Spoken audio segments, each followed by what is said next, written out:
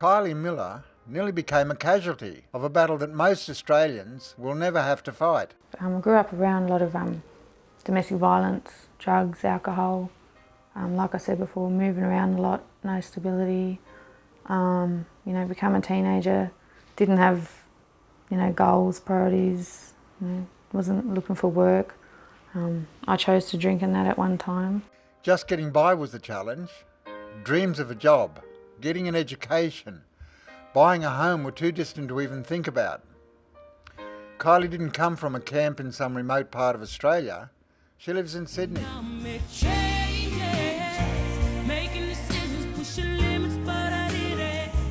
If you look at levels of disadvantage of Aboriginal communities, some of the areas west of Blacktown, for example, have levels of disadvantage that are as acute as any community in Western Australia or the Northern Territory.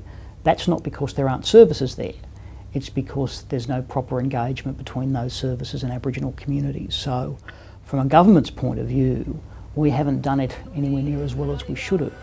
Across the country, Aboriginal numeracy and literacy rates are static, and we continue to face greater levels of poverty, poorer housing and worse employment prospects.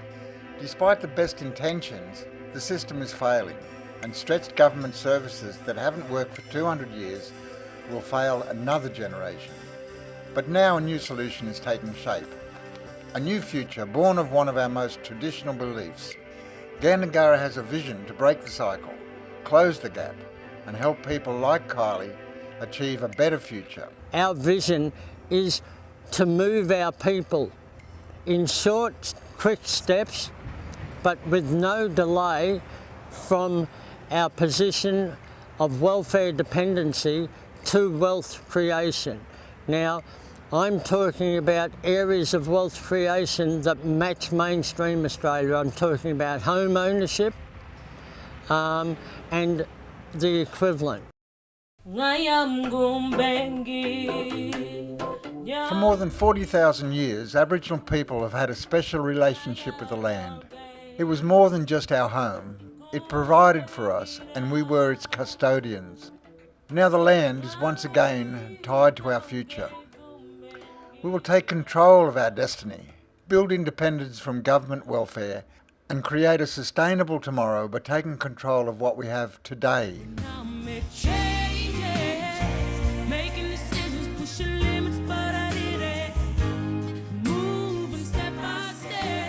Our education programs help prepare our children for the demands of school, and we give extra help to the kids who need it.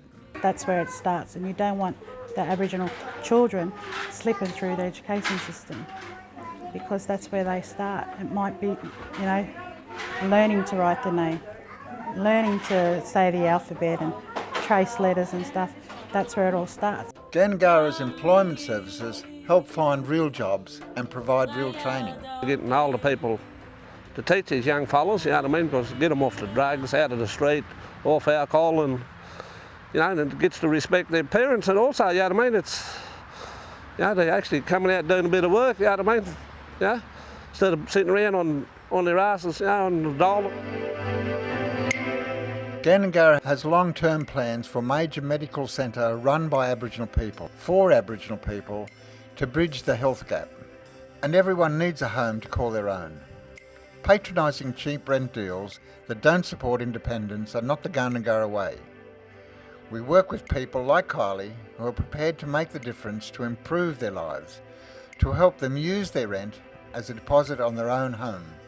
I'm not glad I went through it all, but it's made me the person I am, and I'm still young, and I'm glad I have.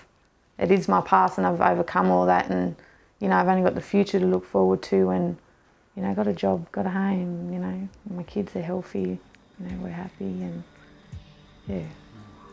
And our vision isn't just a dream. At Gandangara we have the resources to make it a reality. We are the biggest private landowner in southwest Sydney, with holdings of about 2,000 hectares. That's equivalent of a block that stretches from the Opera House to Rosebery, Erskineville and Kensington.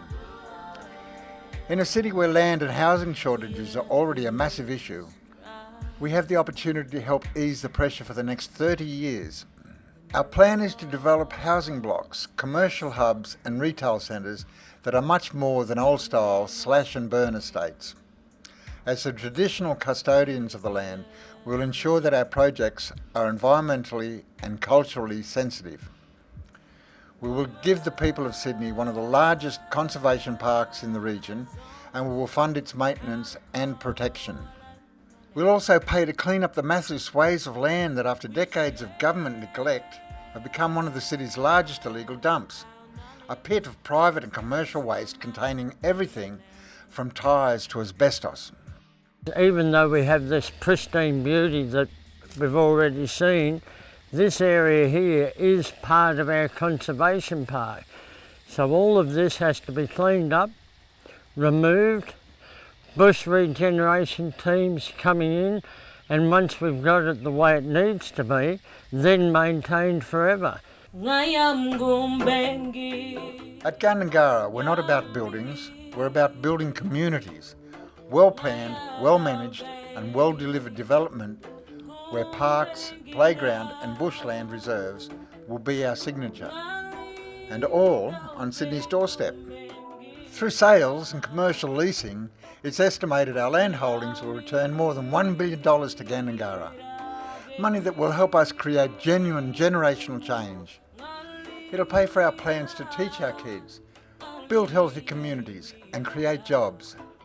Our developments will give us the funds to make it all a reality.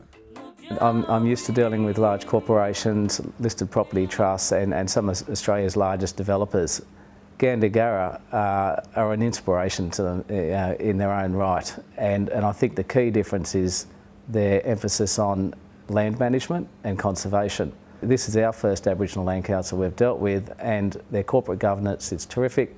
They have a CEO in place who gives great direction, makes decisions, knows when to invite help in when needed, and takes advice well. We're already building partnerships in both the private and public sectors, building the links that will ensure better futures and the chance to move away from welfare models. The more we can forge links with private business and government, the faster we will achieve this vision and develop the blueprint for other Aboriginal land councils. With Gandangara and Woolworths, we really are committed to make it work and to learn from the mistakes, to encourage those young people who have the motivation, and in fact anyone who wants to, that there is opportunity and there is career progression within our organisation.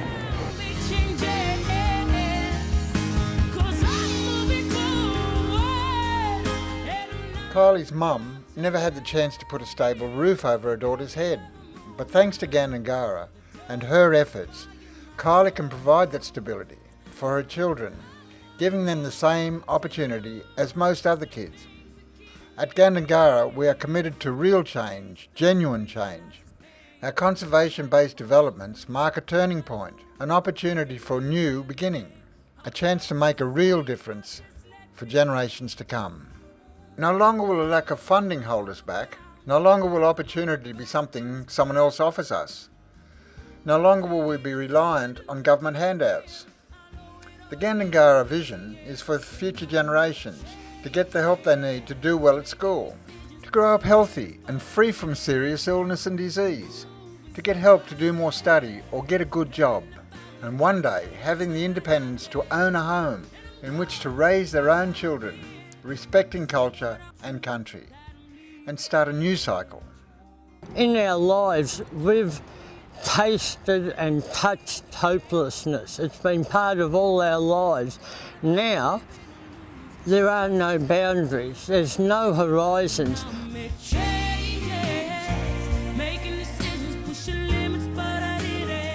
Our achievements are limited only by our imagination.